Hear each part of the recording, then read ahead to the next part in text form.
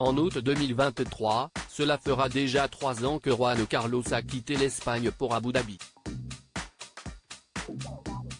Un départ faisant suite à de nombreux scandales, notamment financiers. Il y avait largement de quoi en écrire un livre, ce qu'ont décidé de faire les journalistes José María Olmo et David Fernandez. Ils ont enquêté sur l'ancien roi d'Espagne et publieront le 8 mai prochain King Corp, dont les premières révélations commencent déjà à faire du bruit.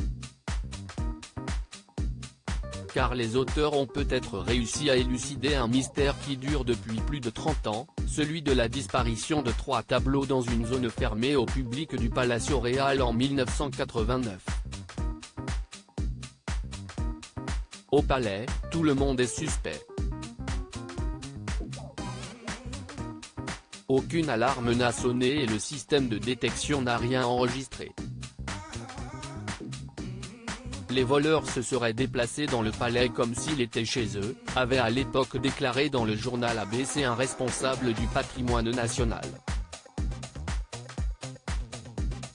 Une phrase qui a une résonance toute particulière quand on découvre les révélations relayées ce mardi 2 mai par Le Figaro.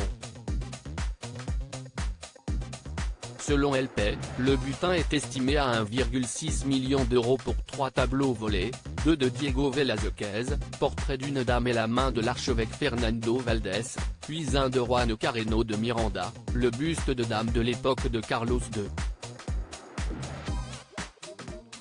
Plus de 30 ans après, l'enquête de la police n'est toujours pas terminée, mais celle des journalistes a avancé.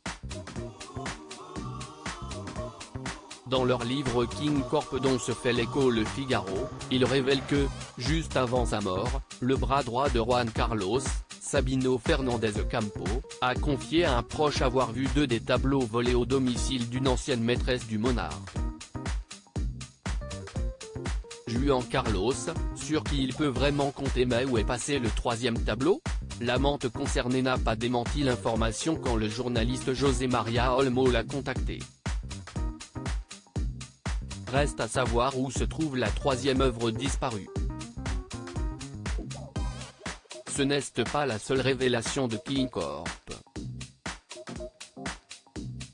On y apprend notamment que ce grand amateur de montres pouvait se montrer très généreux avec ses maîtresses comme Corina Larsen.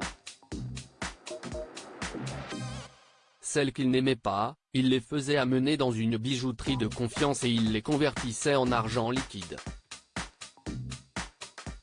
Il les vendait pour, entre autres, pouvoir acheter des cadeaux à ses maîtresses, explique le journaliste David Fernandez.